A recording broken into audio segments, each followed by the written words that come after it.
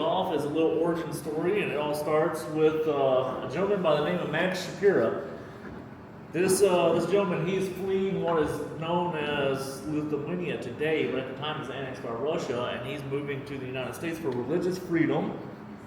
And when he gets to the United States, he goes to New Haven, Kentucky, which is a small town here in Kentucky, but at the time it was pretty much farmland, and he goes farm to farm, asks what the farmers might need, and he'll go and buy it and then come back and sell it to them. So he's basically a farm-to-farm salesman, and he's doing actually pretty well with this. He saves up enough money where he can buy a horse and carriage, and now he can go further, branch out to more farms, carry more stuff, and along his journeys, he meets a young lady by the name of Annie. They fall in love, get married, and then they soon have 5 children, all boys. The Shapira brothers adored Max. They wanted to go with him on his trips where he was selling from farm to farm, and they wanted to follow in his footsteps. And one day, Max decides that he's going to open up a junior department store. They call it the Old Woodville store, and as soon as those 5 brothers are old enough, they branch out and open up their own junior department stores. There ended up being about 13 of them in all. They ran them until the 1980s. Ed, the middle son, he had his store here in Bardstown, all right? And it actually still kind of exists. It's Evergreen Liquors today, but that was the Old Woodville store back in the day. Ed was approached by a gentleman by the name of Joseph Beam. Yeah, those beams, right? See, now whenever Prohibition hit, that distillery shut down, and Jim, he went to work at a rock quarry, but Joseph moved to Mexico and continued to distill liquor. He was a bean through and through, right? Once Prohibition ended in 1933, Joseph came back and he wanted to strike while the iron was hot and start up a distillery. He didn't have enough money to do it on his own, so he needed some investors. So he found a couple of investors and then found these Shapira brothers, and word on the street is they've done all right for themselves during the Great Depression because they're selling what people need and not what they want. Right here, if you're just going in, there you go. Welcome. So, these boys, they don't know nothing about bourbon other than it tastes good. They don't know a box from a barrel, as they say, but they do have this meeting with Joseph over a couple glasses of whiskey. We have a saying in Kentucky, no hard decision is made over a glass of water. So, this did the trick. It loosened them up, and they ended up investing. They decided to invest 15 grand. And start up this distillery. So they end up buying this land that we stand on right here today from the William Heaven Hill family, and then they want to trademark the name Old Heaven Hill Springs Distillery. So that's what they do. They go to the clerk's office to get this land registered and all that good stuff, what have you, whatever you got to do to start the distillery at this time. The clerk messed up and put a space between Heaven and Hill. And then it just kind of stuck because it was going to cost them a refiling fee, plus take 6 to 8 months to get it sorted out. It was supposed to be 1 word, Heaven Hill. Now it's 2 words. There's no romantic answer, no love story. It was a clerical error. That's how our name became Heaven Space Hill. All right. After 2 years, because they wanted to do a bottle and bond project, because after Prohibition there were some sketchy things happening around liquor, okay? So they wanted to do bottle and bond. That way the clientele knew that this was pure stuff, it was good stuff. So they had to wait at least 4 years for it to age up, you know. After about 2 years, Joseph is kind of running out of money, and some of those other investors, they're not selling any bottles or barrels, so they're kind of nervous about it. Now, the Shapira brothers, they have the stores to fall back on. They're doing fine. So the other investors that came with Joseph and Joseph asked for the Shapira brothers if they would buy their shares out, and they did. For 20 grand, they bought out the rest of the shares, and then Heaven Hill became a family-owned and independently operated distillery. Now, to this day, we are the largest family-owned, independently operated distillery in the United States of America. It's still owned by the Shapira family. Kate and her husband Alan are co-presidents. Max, too, Ed's son, named after his grandfather, still alive, and he was in here just the other day. He still holds some position, but he's mostly semi-retired. Okay, so when Max took over the business from Ed, he decided to diversify. They ended up buying every label that could possibly come up for sale because bourbon was kind of, it ebbs and flows, and this was a downtime. 60s and 70s, there was a spot like this martini shaken, not stirred. Americans started moving toward gins and vodkas. I blame him. I think it's James Bond's fault, but either way, we started buying up gins, vodkas, tequilas, brandies, everything that you can possibly get, so we're not so reliant on one thing. Max was a very smart guy. He also encountered a lot of obstacles, right? One of the most remembered and notorious obstacles was November 7th, 1996. Remnants of a tropical storm blew into Kentucky. We're a landlocked state, but we still get it where storms hit the Gulf of Mexico and move their way up. And there was one particular ominous part of that storm hovering over this property right here, and around about 2 p.m. lightning struck. And it hit a rick house. And those old rick houses hold up to 22,000 barrels. There's about 20,000 at any given time. They're 53 gallons. That's 20,000 53-gallon Molotov cocktails that's sitting there waiting to go off, right? And that rick house is essentially just a barn with a metal siding. So that rick house goes up in flames. The winds are blowing 50, 60 miles an hour. It blows embers into another rick house and another and a whole lot of another's. We end up losing 7 rick houses, almost 100,000 barrels, which is 2% of the whiskey inventory for the world at that time. All right, and not only that, a nightmare version of a Willie Nelson song. There was a whiskey river that flowed right down the property and hit our still house, and it was on fire, and it burned the stills to the ground. And then it continued on to the creek, Rowan's Creek, and the creek was on fire for miles. It was tragic, but luckily nobody was hurt, nobody got killed, nobody got laid off. Again, family-owned business. As soon as they got it under control, which it took them about 3 days, the fire department couldn't get close enough to spray it with water because the fire burned so hot it melted the tires on their trucks before they could get close enough to spray water. That's also because the wind was gusting. It's fueling that flame with oxygen. It had plenty of other fuel too, right? So they pretty much just tried to contain around it the best they could. Not that water really helps an alcohol fire anyway. But after the 4-day, after they contained it, Max was devastated, but he decided Christmas is right around the corner. We're not laying anybody off. We're going to work. They can carry a broom, a shovel, a mop, a paintbrush, drive a tractor, truck, help clean up, what have you. We're going to start rebuilding, and that's what they did. Now, we didn't have a distillery anymore, so we couldn't replace the juice that was lost. So every distillery in the area, Jim Beam, Maker's Mark, Brown Foreman, anybody that was in the area, they offered up their stills for us to use on the off hours. And that's what we did for 3 years. Use other people's stills to make Heaven Hill juice until 1999 when we bought the Bernheim distillery. Okay. The Bernheim distillery gave us a couple things. DSPKY1, that's the distilled spirits plant. We got the lowest in the state. It's kind of cool, right? And it gave us the Old Fitzgerald label, which is really cool. We like that Old Fitzgerald, right? Now, there ended up being a lot of wheat waste.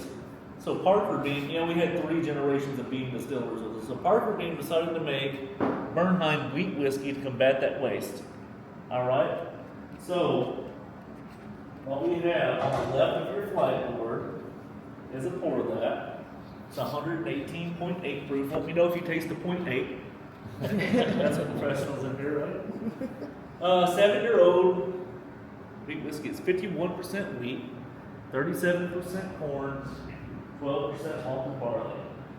And then we have some of those tasting notes. I don't really like the prime line or tasting notes until you tried it, and maybe you call some stuff out. So let me know while I sip on Larceny. And we're going to talk about that in a second.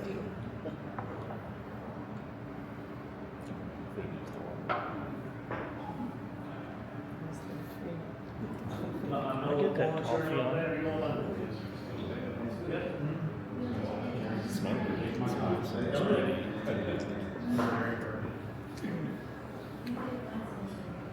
Because I'll drink here. Get some oak on it as well. I can't do that. Oak comes in about mid-palate for me. Yeah, and then you kind of get a pleasant burn on the back end. Yeah, slightly. Doesn't seem like it's, I don't know that I would say it's over 18 proof. Doesn't seem like that way to me. No. That's a wheat whiskey, right? So I always like on a wheat whiskey or a wheater to smell the glen when it's empty. You get that fresh cut hay smell, And I get a little bit of that on the nose, you know, Yeah, I like think that's what I was picking up you, there. you know, go through a field right after it's been cut and baled. Really?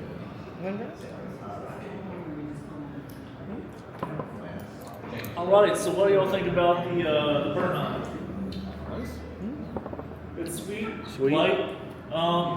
Wheat doesn't really impart a whole lot of flavor. It's grain stuff. You think about like bread, like cornbread full of flavor, rye bread full of flavor. Wheat is kind of mellow. It's kind of chill, right? Thus, this allows a lot of the barrel notes to kind of come through, where you get the toffee, the butterscotch, the caramel, those kind of sweeter notes. The notes from the yeast can kind of come through, where you might get a little bit of a peanut or a peanut brittle kind of note, or a ripened berry thing. A lot of the flavors will come from the barrel, a little bit from the yeast, a little bit from the grain, but the barrel is really the superstar, okay? And the aging that you would encounter with this wild weather that we have in Kentucky is a big part of that. So distillation is science, aging's voodoo magic, and then blending, you got the art. So we bottled science, art, and voodoo magic, and then there you had it. We poured it for you to enjoy it.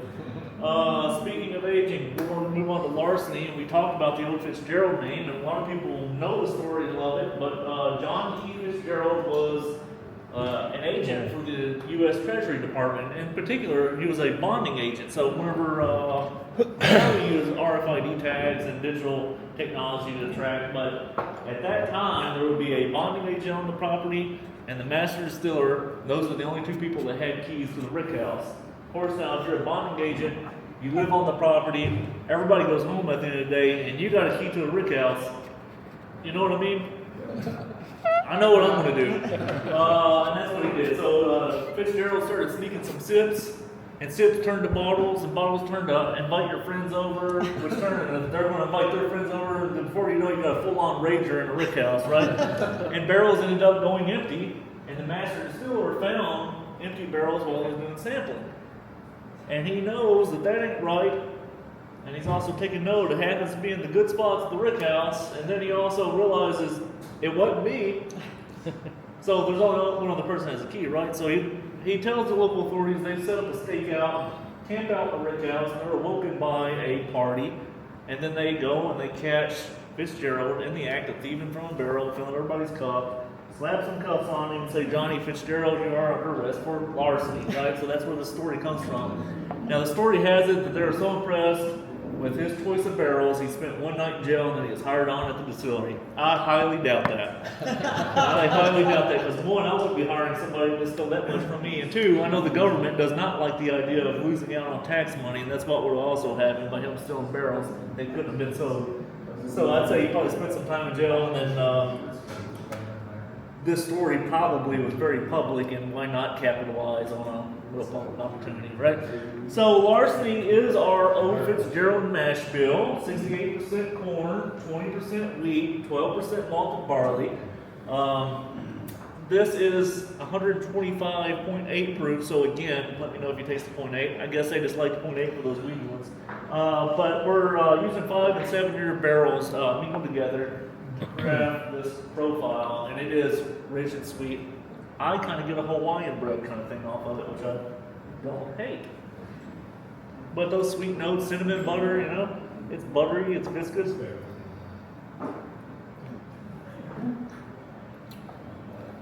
Get a lot of caramel. Yeah, especially on the nose. Mm-hmm. And get that little peppery finish, just a little bit of it. Oh man, we got a look in there.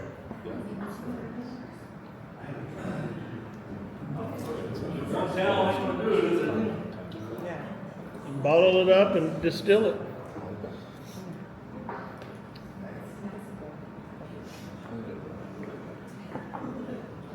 You can definitely tell the proof's a little higher on that one. Yeah. All right, so how about that? Like it better than the first one? Yeah. I do.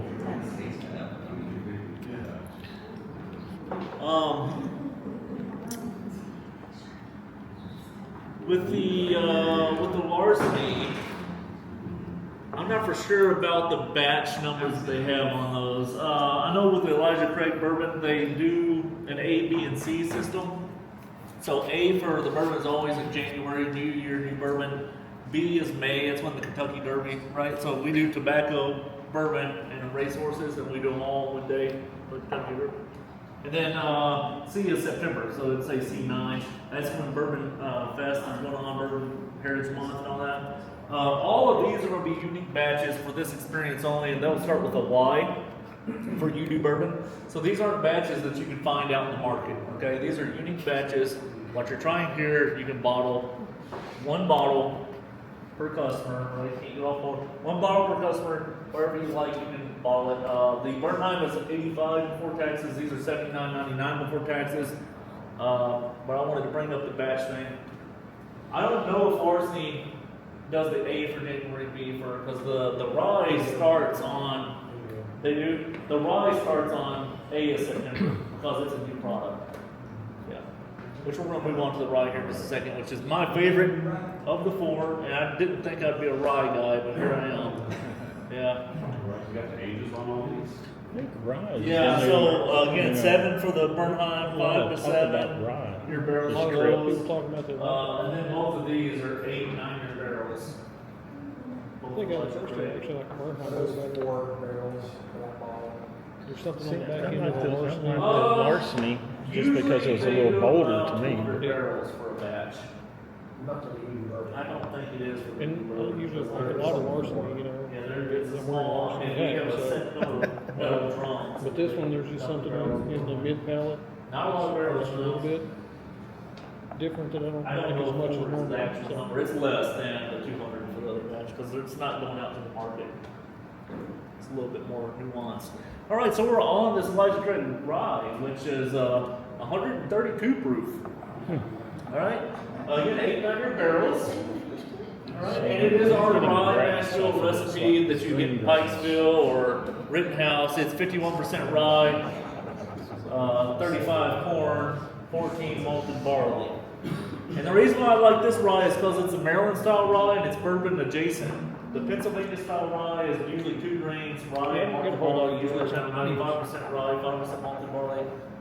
This is kind of like bourbon's twin sister. They don't look identical. Bourbon's that sweet Southern Belle. Everybody likes her. This is the twin sister that might stab you if you don't take the trash out. Okay? And we all kind of like that too, right? A little excitement.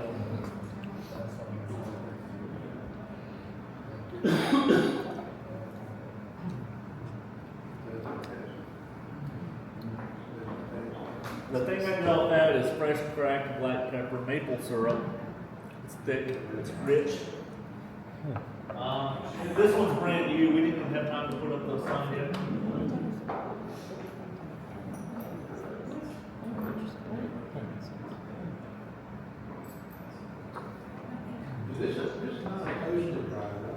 It's not a toasted rye. It's a barrel strength rye. It's not bad. I like it. You kind of get the classic rye flavor on the front. Yeah. You don't drink 130. No. Does anybody want a water refill? Yes. But Well, getting a lot of pepper on the back end. Kind of that classic rye on the front palate. It's pretty sweet. a little bit of hug. A little bit of hug, not a lot. I'm going to go back to the Bernheim and just nose the glass.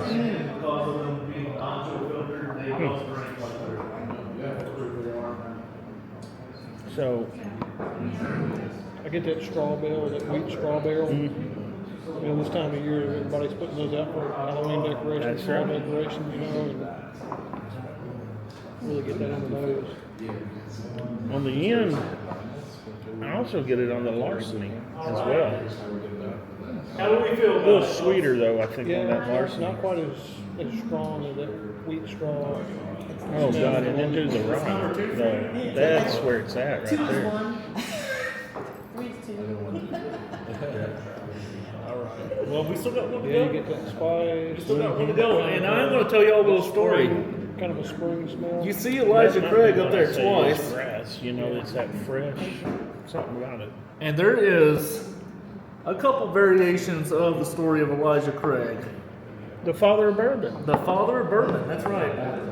One variation is his barn catches fire and his barrel's in it. Thank you. and then he uses them anyway.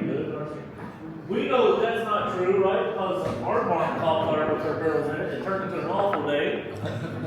There's no reusing it. The theory is, the story that I'm about to tell you is more accurate. Okay, so Elijah Craig, the father of bourbon, he grew up in the mid-1700s in Virginia. Now, Kentucky's not even a state. This is actually considered a territory of Virginia. There was an act in 1776 to 1778 called the Cabin Rights and Corn Act. And basically, Kentucky's about to be a state. They wanted to get people out here. So if you came out, we're actually talking more around Bourbon County at this time. But if you're coming out that way, you build a cabin, you grow some corn, they'll give you 400 acres, all right? Now, meanwhile, Elijah Craig, he's in Virginia, and he's a Baptist preacher and a moonshiner. It's a good combination, right? However, the story has it that he is, his preaching style is not really tolerated so much, so to speak, okay? He angers a lot of the local authorities and citizens of the county he's in, and so much so he gets arrested a lot, never for the moonshine, for preaching without a license. And the story has it that he actually yells from his jail cell window at anybody walking by and preaches at them, all right? And they get tired of it, so they kick him out of the county.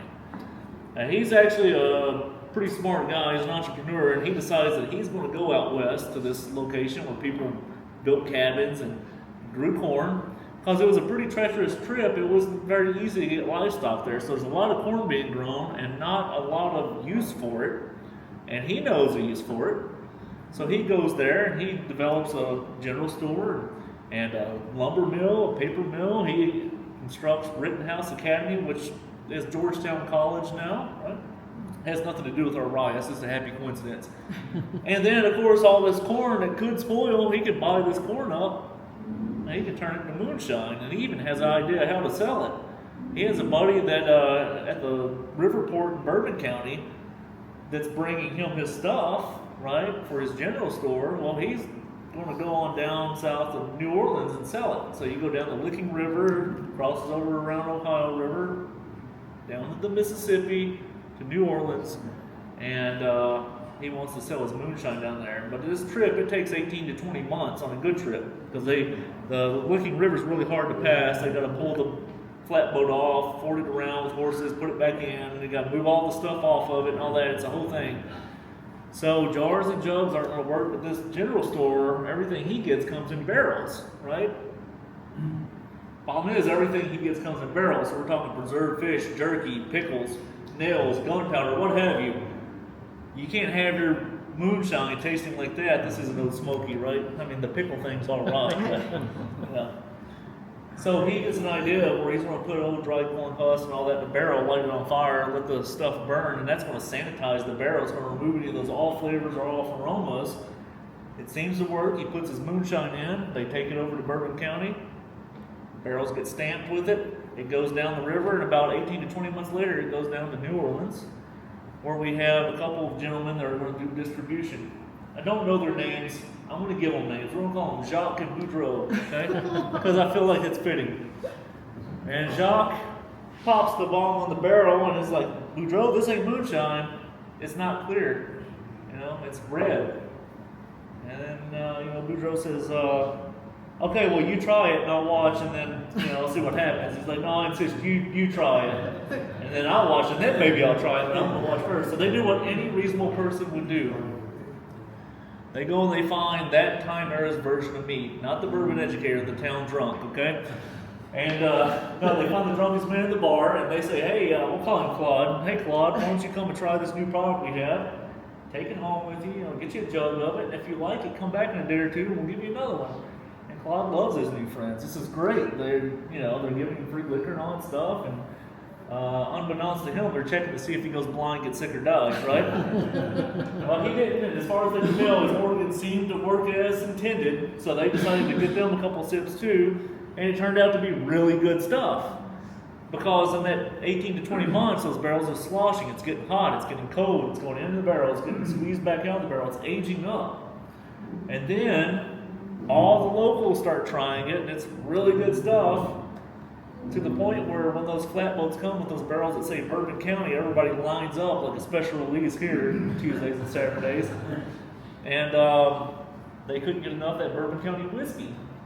These gentlemen right, Elijah Craig said, "You got to send us more of that red whiskey." Of course, he had no clue what they were talking about because it's clear when it went in, but once he figured it out, that's how he made his whiskey from that point forward. So now we're going to move on to the Elijah Craig Barrel Strength Bourbon. End it all, 135 proof, again 8-9-year barrels, and this is our HH Red mash bill, stands for Heaven Hill Regular Mash Bill, 78% corn, 10% rye, 12% malted barley. It's sweet, it's smooth, it's buttery, it's viscous. Thank you all so much for coming out and having a drink with me. We're not done yet, but this is my cheers moment, right? So cheers to you all.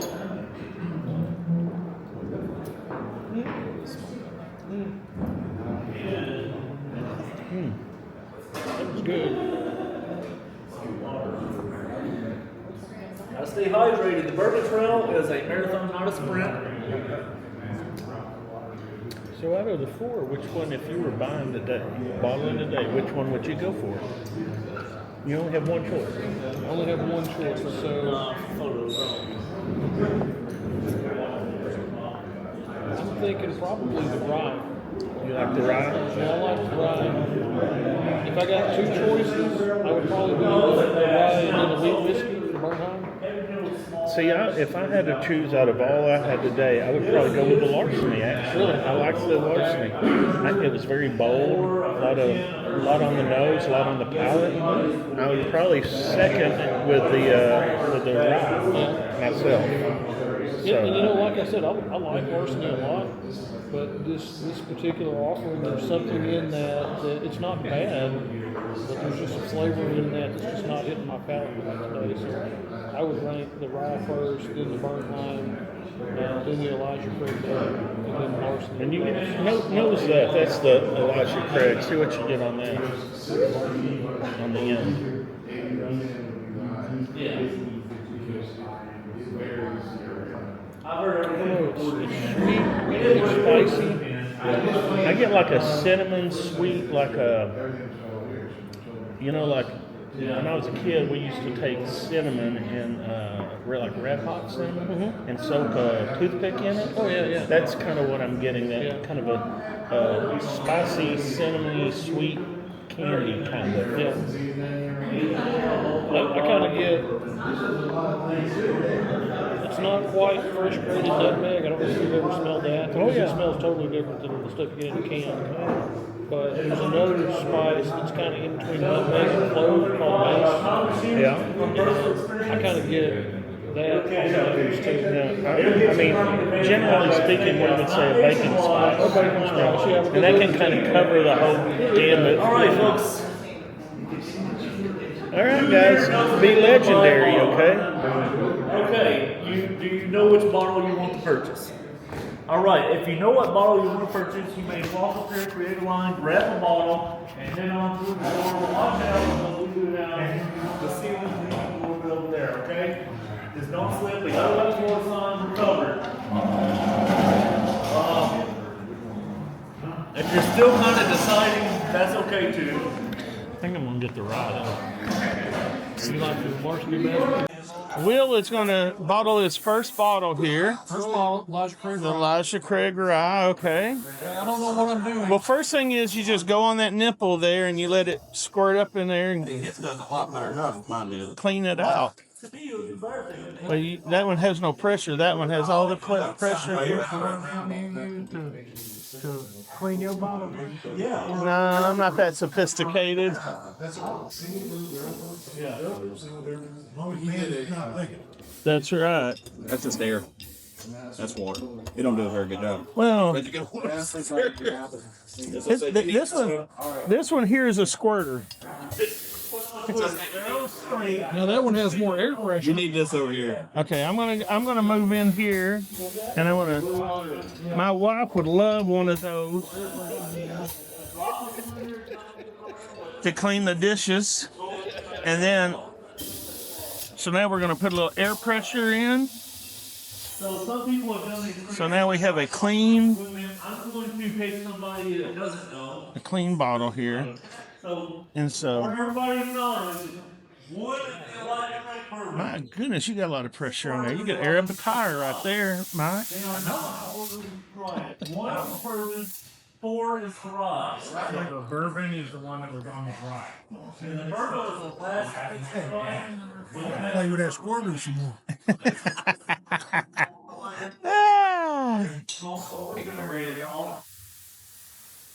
Yeah.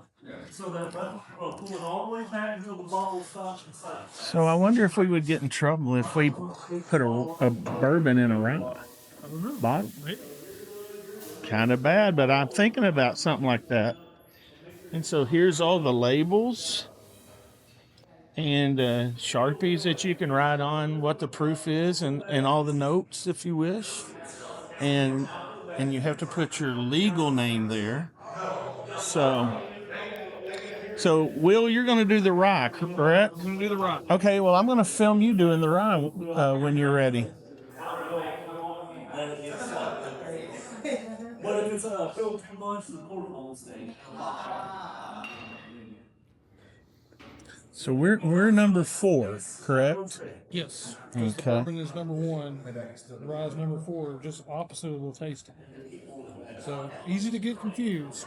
That's right. Yeah, we don't want to get confused at all on Don't this. want to be too drunk when you do this, or you'll get the wrong product. No, and you'll never know the difference. But yeah, If you were drunk, you would never know whether you messed up or not.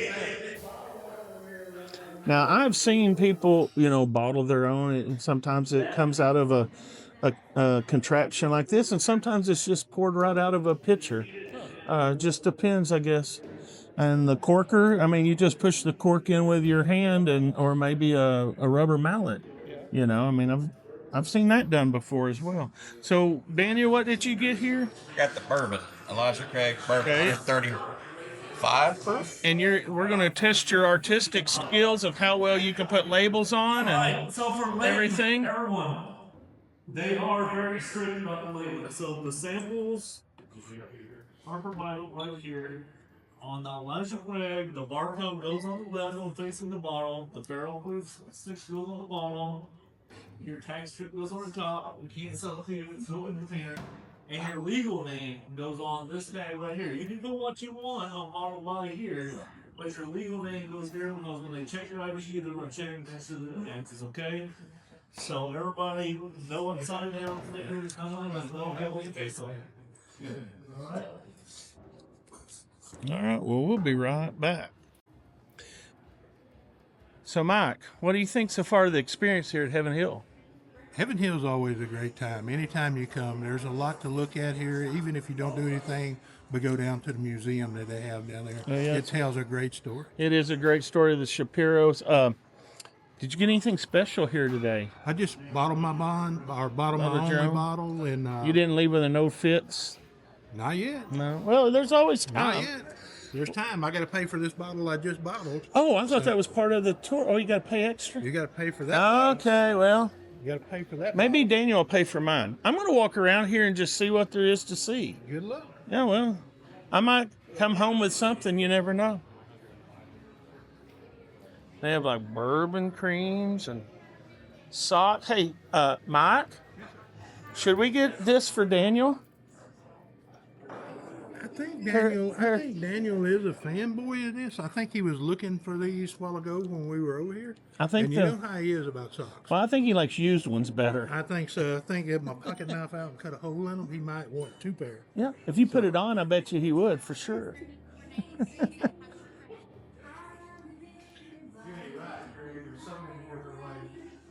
So over here we have like different barbecue sauces and whatnot. Bloody Mary mix. I think you use vodka and Bloody Mary, but hey, knock yourself out with the whiskey if you wish.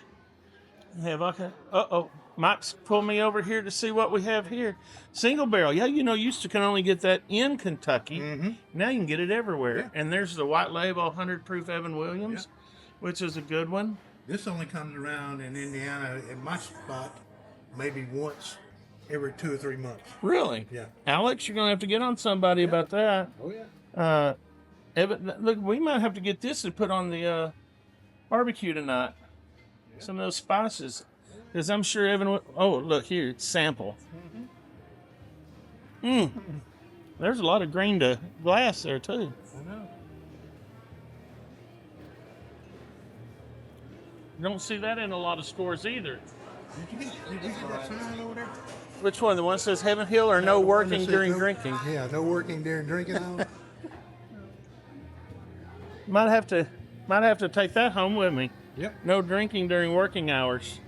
No working during drinking hours. You can get ice cream here. You can even get you some Meller corn. All kinds of stuff here at Heaven Hill. There's some Rittenhouse Rye, some JTS Brown right there. Some JW Dant. A lot of printed barrel heads there. Looks good. Shirts, coats, jackets. One of the most unique cutting boards I've ever witnessed. That's way too pretty to use as a cutting board. That's not something I would do. Hats, all sorts of goodies. Look here. Who would like a Bourbon Legend holder, to put your drink in, made out of a stave? Mike, would you like that? What's that? Would you be interested in maybe like in a giveaway one night that maybe I could do some Bourbon Legend? Oh, absolutely. What do you call that? It's just like a coaster. Yeah, coaster. And there's the fighting you know what. And we ain't found it yet until here. Cock. Fighting cock. Hey, look here. You could even come here and get your Elijah Craig official old man hat like Mike's wearing. I call it an old man's hat. I really don't. Newsboy hat is what some people call it. Scully. Look there. And it would look good with that shirt. That is a funky shirt there. I like that. I like that shirt a lot. It goes good with that. It goes good with the hat. They don't have it my size though. Oh, here's the Five Brothers right here. You can get you Five Brothers. So anyway, folks, hey, it's been a real fun time here at Heaven Hill. We're going to be back and maybe do some deep diving at Heaven Hill. So until then, just remember, be nice to everybody and be legendary. Y'all have a good day.